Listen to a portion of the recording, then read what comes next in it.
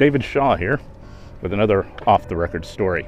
If you want to learn more about Washington, D.C., come visit my site, offtherecordtours.com. Let's go.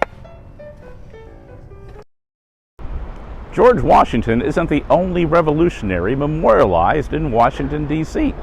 Here along Virginia Avenue, you'll find statues of 5 Latin American leaders who fought against Spanish and British colonial rule in the Western Hemisphere.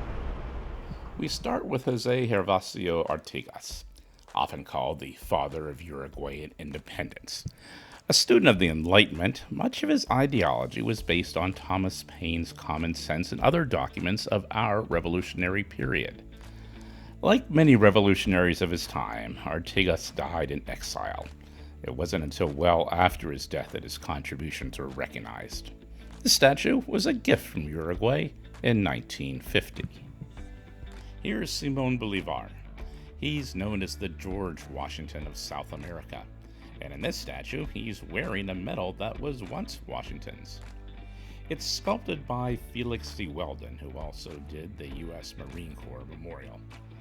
In 1959, Venezuela gave the statue to the United States. Bolívar was the leading thinker of the revolutionary movements in South America and a brilliant military leader.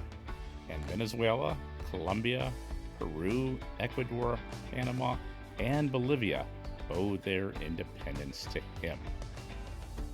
Next is José San de Martín. This statue was a gift from the people of Argentina, and President Calvin Coolidge presided over its dedication in 1925. It was originally in Judiciary Square and moved here in 1970. Martín was the leader of the independence movement in South and Central South America. He led his army on an audacious crossing of the Andes Mountains and is known as the liberator of Argentina, Chile, and Peru. Martín and Bolívar met in 1822 to discuss future governance for the region, but they couldn't agree and both went amicably on their separate ways. Here's Bernardo de Galvez. His story is a bit different. The colonizers he fought were ours. This statue was a gift from Spain and was dedicated by King Juan Carlos in 1976, the 200th anniversary of American independence. And the timing was so appropriate. Galvez was a Spanish governor of Louisiana and our ally in the Revolutionary War. He helped keep our supply lines open and ousted the British from the Gulf of Mexico. Galveston, Texas is named after him, and he is only one of 8 people awarded honorary U.S. citizenship.